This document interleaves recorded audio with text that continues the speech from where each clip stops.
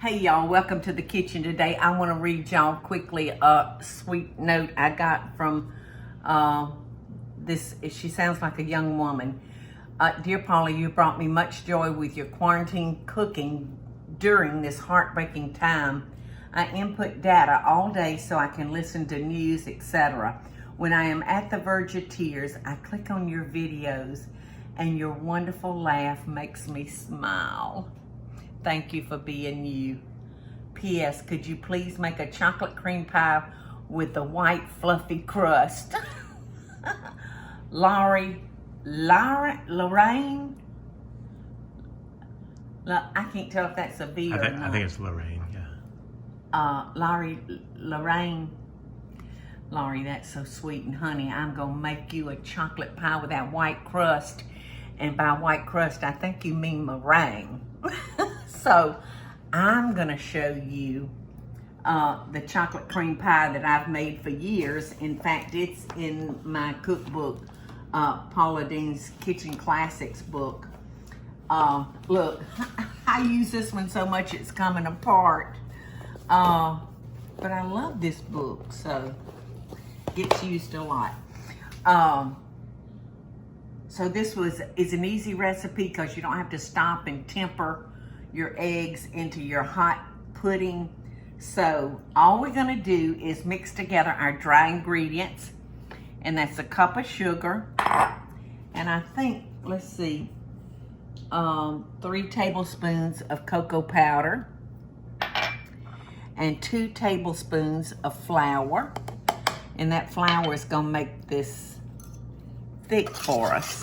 So you just want to take your whisk and whisk that all together, and the results are almost like you've sifted it. So you want to break up those chunks of flour and the cocoa. So that's mixed up real good. I'm getting chocolate dust up my nose. Okay, so we're going to add 2 cups of milk, and we want to do this fairly slow, because if you just dump it, it might have a tendency to get lumpy on you. I love this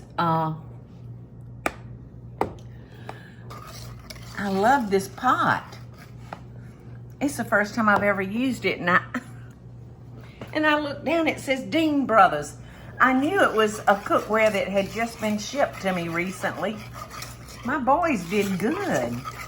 This is a great little pot. All right. So I'm gonna finish stirring those in. And you can see I've got some butter. Not nearly enough butter. I don't know what was wrong with me that day that I just said 1 tablespoon of butter and vanilla flavoring over here. But we're going to put that in after we've finished cooking our pudding. All right, so I'm going to add the 3 egg yolks. And this is going to help it thicken, and it's going to make that custard very rich tasting.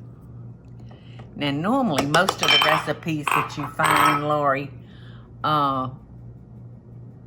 you temper your hot custard into your egg yolks. And by tempering, I mean, we would have our egg yolks here, and then we would take hot custard and slowly mix it in with those yolks so we wouldn't have scrambled eggs. So we're just going to mix those yolks right in there just like this, and because they're going to be slowly getting hot, they won't be lumpy. And if you're like me, some days you just don't want to fool with making your own pie crust. So we have used a frozen one. Would this all be better, Eddie, for me to? Yeah, that's good. All right, so I'm going to turn this to like medium high. And you want to whisk this about the whole time, Laurie. because it would stick or scorch, and you don't want all that to happen. I'm going to take my spatula and just get all that down from the side, and you see that that egg just disappeared right in there. So this is going to take a few minutes for it to get hot and bubbly. And when it gets thick and hot and bubbly, I'm going to take it off and I'm going to pour it into another bowl. And I'm going to add my butter and my vanilla and stir that in. And then I'm going to take a piece of wax paper or clear plastic wrap and I'm going to pat it down where it's touching my pudding. So that way your pudding won't form a crust and it'll remain very, very smooth when you're getting ready to put it into your already baked pie crust. Okay, how long did I cook that? It's supposed to be cooked on low, but I cooked it on like medium, y'all. And it maybe took 6 or 7 minutes, not long, did it, Eddie? No. And it's nice and thick, and it's piping hot. So I'm gonna pour that in a bowl. And I'm gonna get every last drop out. It smells so good. Doesn't it smell delicious? And we got a deep dish shell. I like deep dishes. All right. So I'm gonna add our vanilla flavoring and our butter. And some more butter. 1 tablespoon's not enough, y'all. Like I said, I must have been feeling puny that day. All right, so I'm just gonna stir that in until the butter melts.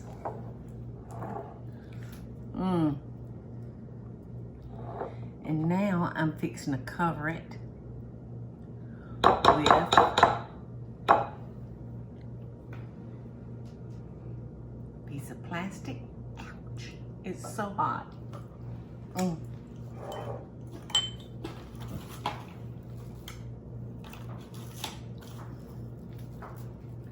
So I'm going all the way down so it's laying on top of the custard, because custard has a tendency to get a hard crust on it. But if you seal off all the air, then we'll be able to take that off and it will still be a nice soft consistency. So I'm gonna put this in the refrigerator. I'm gonna have to leave y'all again one more time. I'm gonna let this cool and then we're gonna put it in our pie crust, and then I'm gonna show y'all how easy it is to make Swiss meringue. And you're gonna wanna make Swiss meringue when you ain't got a pie in sight. Just sit down and eat that Swiss meringue.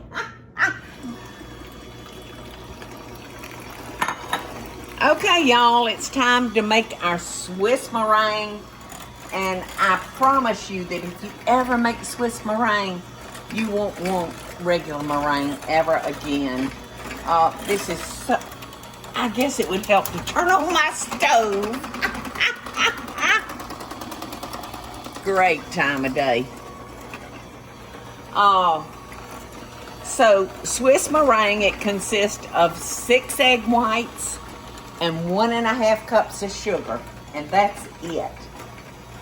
Now, I don't know where my double boiler went, so I'm using a glass bowl. And I've got just enough water in there. You don't want the water touching your bowl. So don't fill it with a whole bunch of water. In fact, test it and make sure. Sit your bowl on top of your water and make sure it doesn't touch. So this is very, very much like 7-minute icing, y'all. So you just beat this and stir it until it's 140 degrees. You know what? I'm almost thinking I might change pots. Teresa, would you get me like one of the bigger pots out there over there in the cabinet? I wanted to do this in the right or the left. It's like a small Dutch oven. Yes, perfect. I think this bowl, let me check and see, this bowl is almost too big for this pot. So let's see if that'll, nope. That bowl was too big for that the top of my saucepan. So I got me a bigger saucepan and a bigger bowl. And I have got my mixer on 7. So as I was saying, this is a lot like 7-minute icing, y'all. 7-minute icing, you cook for 7 minutes. But I don't think that's going to take 7 minutes for this. Now when you're doing this over your stove, be careful that your cord doesn't fall into your fire. My cousin's wife, Darlene, I was making 7-minute icing one day, and I had to stop and do something else, and I asked Darlene, I said, would you just come continue beating this for me? And she's a brilliant girl. She's so smart.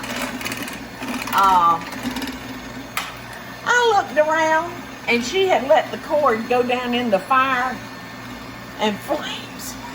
I said, oh my gosh, get out of my kitchen, girl. Now, if you want to do something with a computer, she can do anything. But don't give her a frying pan.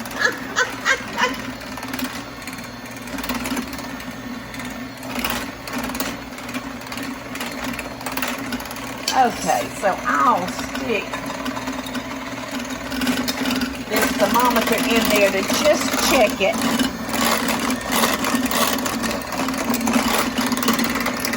And it's not registering anything right now. But I can kind of judge when it's the right consistency.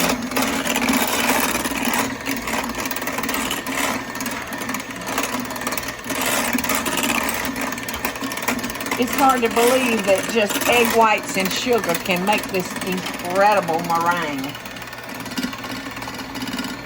Ooh, there's some of that dripped.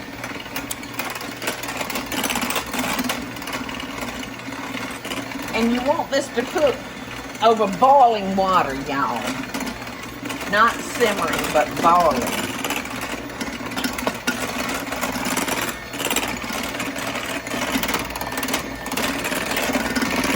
This reminds me so much of divinity.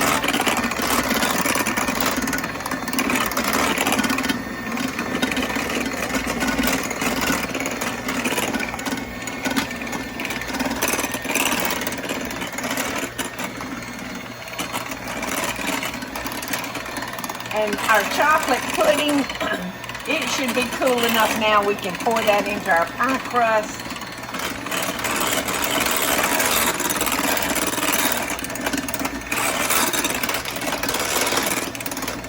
Hey, Lulu, where have you been?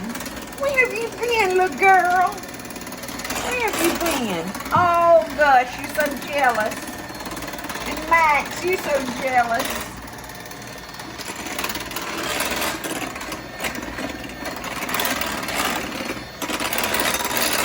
Okay, it's starting to look good.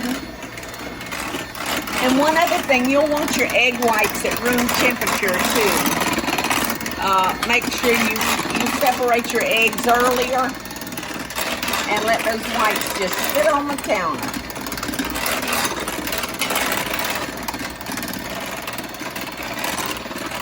Ooh, your arm might get a little tired. I'm having to switch arms.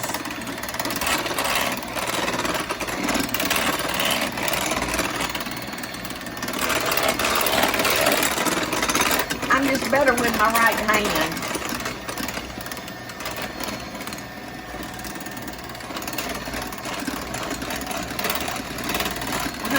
40, sure, it's not a very high temperature. And gosh, we're almost, oops.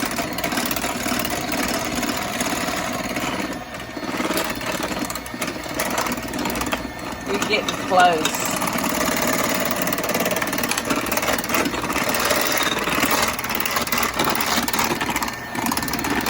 Very close.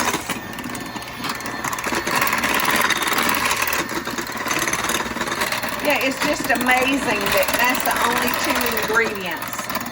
Egg whites and sugar. Sugar is a beautiful thing. How can something so good be bad for us?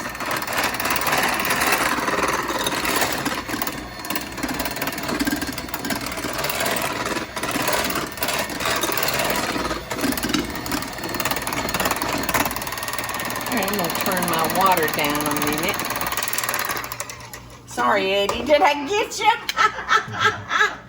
All right, I'm going to see what this will register.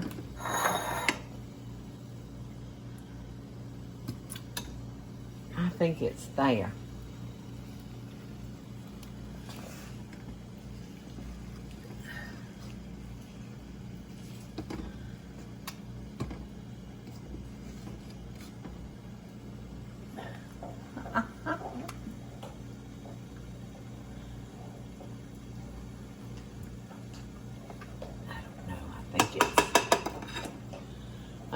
Oh gosh, y'all, that's so good. I wish you were here to lick the beater.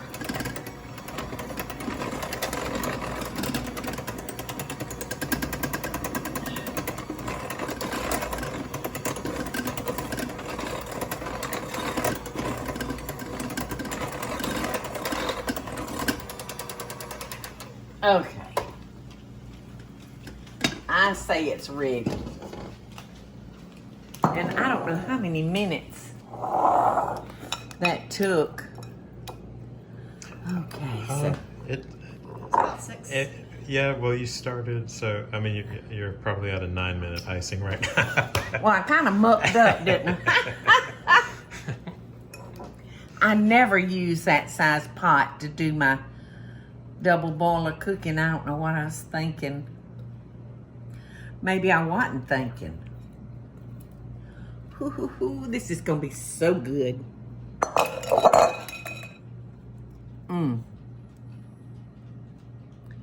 I do think though, in the written recipe, it called for 2 tablespoons of flour, but I really think you might need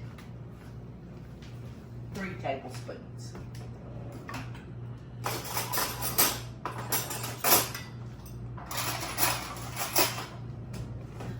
So, you know how when you make a regular meringue, how you have to put it in the oven and cook it off until the tips are brown? Well, the Swiss meringue, you don't have to do that. Oh my gosh, this is so good. I actually, if you have a kitchen torch, you can use your kitchen torch and just brown the tips. That's like a mile high. I'm telling you, and I like to use every bit of it.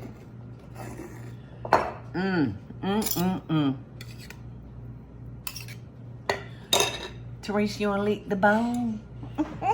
We'll never turn that down. Eddie, you wanna lick the bowl?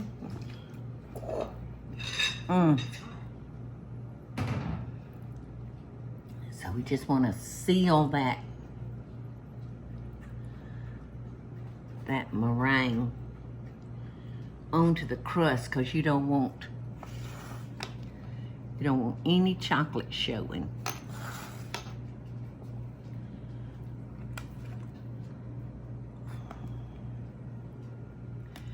How beautiful is that?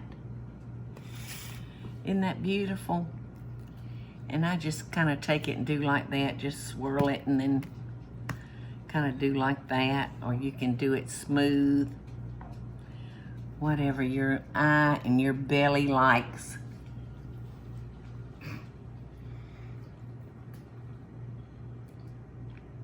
Isn't that delicious? All right. So my kitchen torch, y'all, it's out of juice. So this is one of Michael's high-powered lighters. All right, so